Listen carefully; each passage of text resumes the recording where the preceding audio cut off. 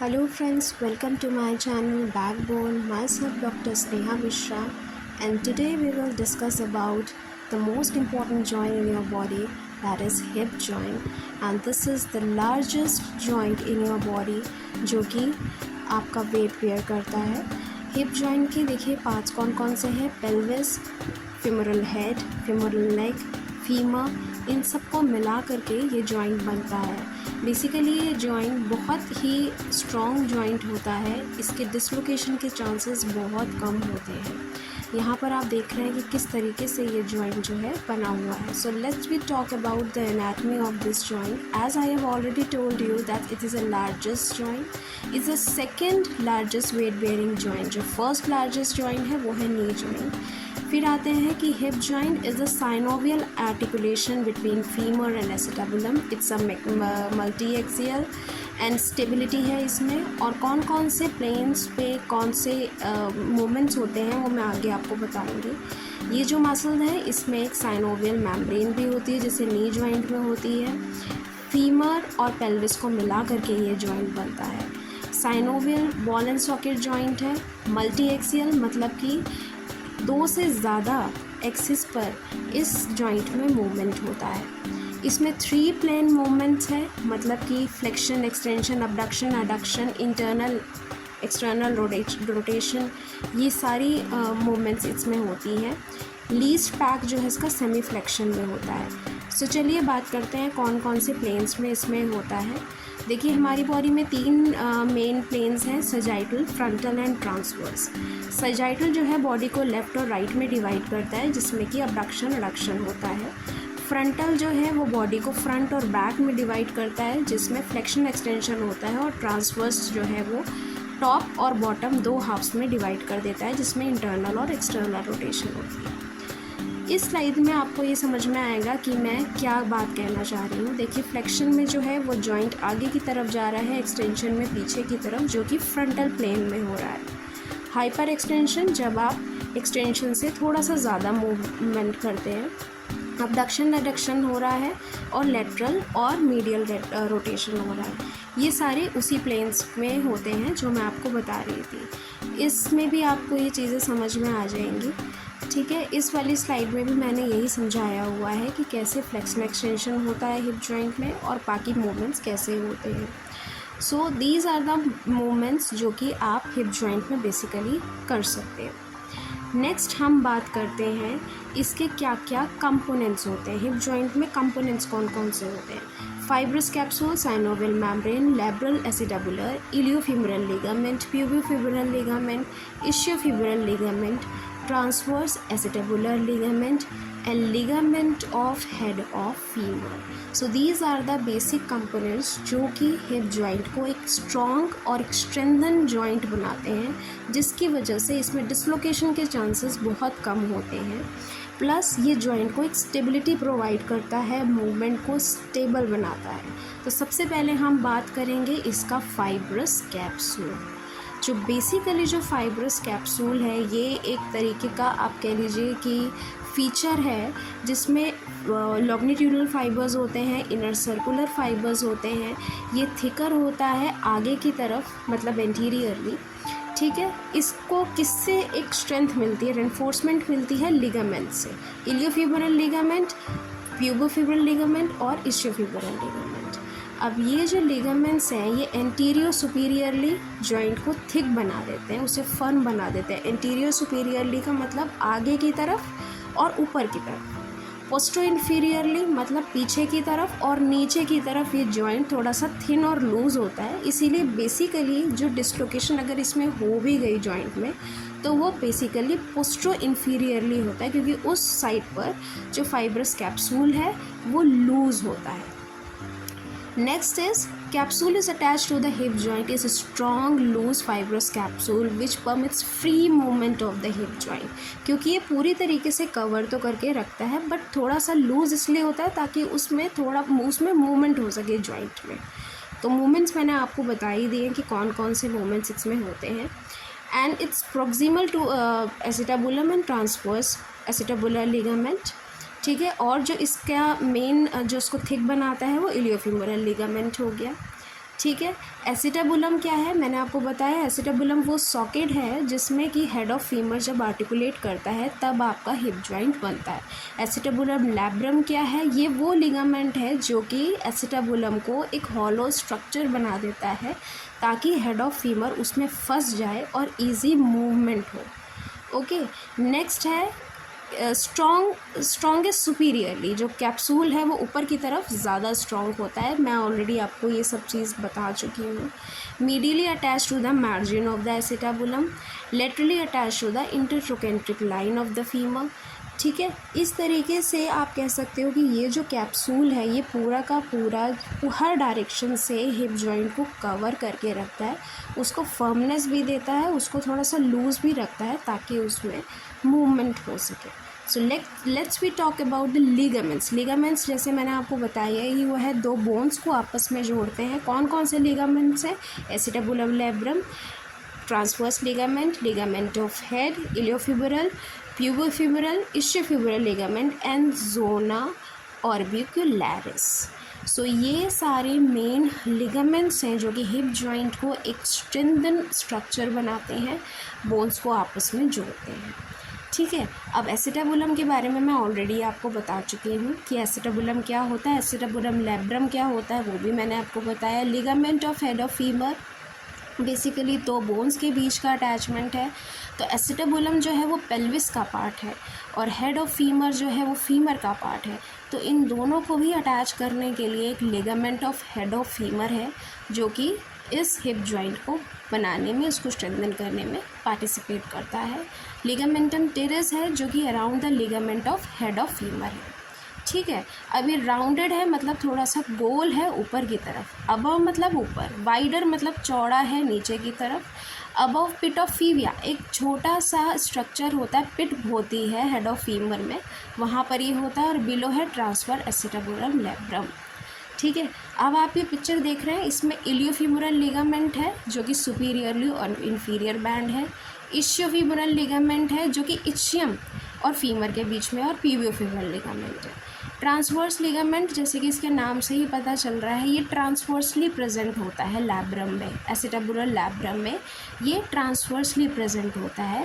Ligamentum terrace जो है वो ट्रायंगुलर है, मतलब कि ट्रांसवर्स लिगामेंट का जो बेस है वो है लिगामेंटम टेरिस। ये थोड़ा कॉम्प्लिकेटेड जॉइंट है, इसके हर एक लिगामेंट को बहुत अच्छे से पिक्चराइज करके मैंने आपको बताया, आपको बहुत इजीली समझ में आ जाएगा, बस थोड़ा सा ध्यान देने की ज़रूरत है और कुछ नहीं। हेड ऑफ फीमर में आप देख रहे हैं लिगामेंटम टेरिस को कट करके उसका डायसेक्शन दिखाया हुआ है। इलियोफिब्रल लिगामेंट जो इलियम पार्ट है आपका जो पेल्विस का, उसको फीमर से जो अटैच करता है वो है इलियोफिब्रल लिगामेंट। जो इशियम से अटैच करता है वो है इशियोफिब्रल लिगामेंट। ठीक है, इसके जो सर्कुलर फाइबर्स होते हैं ना इशियोफिब्रल लिगामेंट के, उनको कहते हैं जोना ऑर्बिक्युलरिस। और ये सारे एंटी ग्रेविटी वर्क करते हैं, जितने लिगामेंट्स हैं ये एंटी ग्रेविटी वर्क करते हैं ताकि हेड ऑफ फीमर जो है वो एसिटाबुलम में फंसा रहे और इजीली आपके सारे मूवमेंट्स हो। इसलिए जो हिप जॉइंट के लिगामेंट्स होते हैं काफ़ी कॉम्प्लिकेटेड लिगामेंट्स होते हैं और काफ़ी स्ट्रॉन्ग लिगामेंट्स होते हैं। सो अब हम बात करेंगे इसकी साइनोवियल मेम्ब्रेन, क्योंकि मैंने आपको बताया क्योंकि साइनोवियल जॉइंट है तो उसमें साइनोवियल मेम्ब्रेन होगी अराउंड द जॉइंट जो कि इसको साइनोवियल फ्लूइड प्रोवाइड करती है, जैसे कि नी जॉइंट में होता है। ये साइनोवियल फ्लूइड जो होता है आपके जॉइंट को बहुत मैक्सिमम जो मतलब कह लो कि एक स्मूथनेस प्रोवाइड करता है ताकि joint range of movement easily हो सके। सो साइनोवियल मेम्ब्रेन का आपको बहुत अच्छे से समझ में आ गया होगा कि इसका क्या सिग्निफिकेंस है। नेक्स्ट आता है blood supply. Obviously it's a joint, it's a made up of bone and bones required blood supply. Each and every cell of your body required blood supply, otherwise उसको न्यूट्रिशन कैसे मिलेगा। So these are the arteries of the hip joint is femoral, profunda femoris artery, circumflex artery. So these are basic these are the important कह सकते हो आप है इसमें arteries. Nerves भी है, femoral, obturator and sciatic nerve. So these are the nerve supplies और इसी से ही सारी मसल्स जो हैं वो करती हैं। अब मेन आता है मसल्स ऑफ हिप जॉइंट।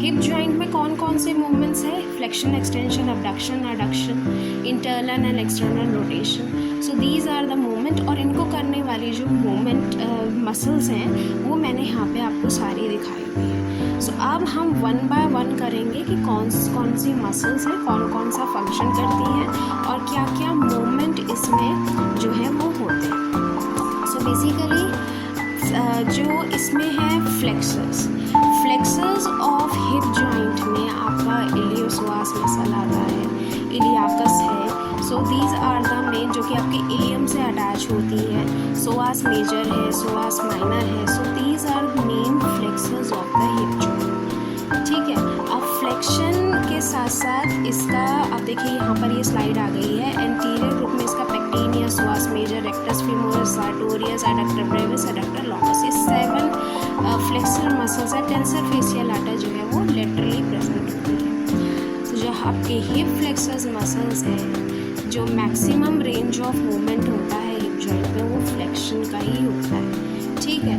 अब रेंज ऑफ मोशन में, क्योंकि इसमें 2 जॉइंट मसल्स हैं, no specific range of motion can be assigned to sole to the tensor. ठीक है, अब यहाँ पे आपका देखिए कि कहाँ से ये ओरिजिनेट होती है, सोआस मेजर, सोआस माइनर। ठीक है, और ये मसल्स आप देख रहे हो कि बेसिकली आपका लंबर रीजन से आ रही है।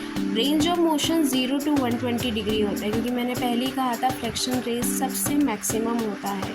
मेन मसल है इलियोपसोआस मसल एंड इलियाकस। ठीक है, थाई फ्लेक्सर भी आप इसको कह सकते हो, क्योंकि हिप का जो फंक्शन है वो 2 जॉइंट मसल फंक्शन होता है, तो दोनों ही चीज़ें फ्लेक्स होती हैं, तो हम कह देते हैं कि ये थाई फ्लेक्शन हो रहा है। तो psoas major and minor and iliacus, these 3 muscles are main, जो आप कह लो कि फ्लेक्सर्स हैं हिप जॉइंट। इसके बाद हम बात करते हैं कि इसकी नर्व सप्लाई है फीमोरल नर्व एंड ऑब्ट्यूरेटर। ये chief flexors of hip joint की नर्व सप्लाई है L2 L4। Okay, so main innervation जो है फीमोरल नर्व से है, जो कि एंटीरियरली ऑफ थाई को सप्लाई करता है एंड मीडियली जो है ऑब्ट्यूरेटर को करता है। नेक्स्ट हम बात करेंगे एक्सटेंशन की, gluteus medius, gluteus Maximus and hamstring group. Hamstring group में भी मैंने आपको अपनी नी जॉइंट मसल में बताया था। सो इसका रेंज है 0 to 20 degree. Gluteus maximus, semitendinosus, semimembranosus, biceps femoris, these are the part of hamstring muscles. ठीक है, एसेसरी मसल्स हो गई एडक्टर मैग्नस और उसके बाद superior gluteal nerve, inferior gluteal nerve, sciatic nerve, tibial nerve, common femoral nerve. These are the main nerve supplies जो कि इसको करती हैं supply. So inferior gluteal nerve जो है वो इनकी बेसिक नर्व सप्लाई है, और एक्शन आपको मैंने बता ही दिया है। नेक्स्ट आता है हम हिप अबडक्टर्स में।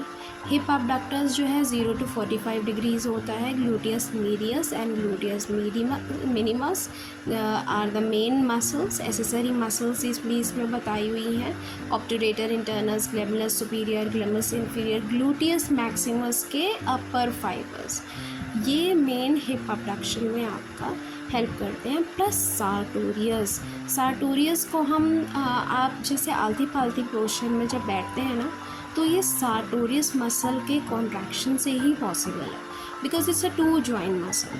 तो सार्टोरियस जो है ये पालथी पोस्चर में आपका हेल्प करता है। बेसिकली जो हिप अबडक्शन है वो मैंने आपको बता ही दिया। प्राइम मूवर्स और एगोनिस्ट मसल, प्राइम मूवर मतलब जो मेन मसल्स होती हैं वो सब आपको मैंने बता दी है। ठीक है, inferior gluteal nerve, these are the nerve supply for hip extension. Okay, now come to hip adductors, gracilis, adductor longus, adductor brevis and pubic part of adductor magnus. Okay, so hip adduction होता है 0 to 15 या फिर 20 degrees तक। ये main इसकी prime movers है adductor magnus, brevis, longus, pectineus and gracilis. Accessory muscles of obturator externus and gluteus maximus. So hip adduction जो है ये कैसा मूवमेंट होता है, जब थाई जो है बिल्कुल एकदम सटी हुई, जैसे हम जब खड़े होते हैं ना एकदम स्ट्रेट बिना अपने पैरों को फैलाए, तो आप उस सिचुएशन में अपने आप को ऑब्जर्व करना कि आप हिप अडक्शन पोस्चर में खड़े। ठीक है। Obturator externus, adductor brevis, adductor longus, adductor magnus, ये सारी muscles middle side of thigh में प्रेजेंट होती हैं, ठीक है, और ये आपको अडक्शन करवाती है, ठीक है। ग्रेसालिस का ओरिजिन इंसर्शन, आप बेसिकली अगर आप याद रखोगे ना तो जो प्यूबिक बोन है वहीं से ये सारी मसल्स जो हैं वो ओरिजिनेट होती हैं और फीमर पे जाकर के अलग अलग पार्ट में उसके जाकर के इंसर्ट हो जाती है। नर्व सप्लाई सबकी ऑब्टरेटर नर्व ही है, ठीक है। अब जो अडक्टर्स होती हैं ये लेटरल रोटेशन में भी हेल्प करती हैं, ओके। और अबडक्टर्स, ये देखिए इस वाली स्लाइड में मैंने ओरिजिन इंसर्शन आपको बताया हुआ है कि हिप अडक्टर्स जो हैं वो ओरिजिनेट होती हैं सब प्यूबिस से और फीमर पे अलग अलग पोर्शन में जाकर के इंसर्ट हो जाते हैं। अब हम बात करेंगे इंटरनल एंड एक्सटर्नल रोटेटर्स के। देखिए एक चीज़ को याद रखिए, जो इंटरनल और एक्सटर्नल रोटेटर्स होते हैं ना ये कोई अलग नहीं होते हैं। जो मसल्स जो भी एक्शन करवा रही होती है, अडक्शन है या फिर अबडक्शन है, वही मीडियल और लेटरल रोटेशन में भी हेल्प कर रही होती है, ठीक है। 40 to 45 डिग्रीज ज़ीरो से इंटरनल एक्सटर्नल रोटेशन होता है। यहाँ पे इन पिक्चर से आपको समझ में आ जाएगा कि देखिए यहाँ पर ये जो लेफ़्ट साइड है, left side of the body है वो एक्सटर्नल रोटेशन में है और उसके ऑपोजिट जो है वो मीडियल रोटेशन में है। So this is all about the hip joint of your body. Thanks for watching my videos. If you really want to watch more videos, तो kindly like and subscribe my channel. Thank you so much.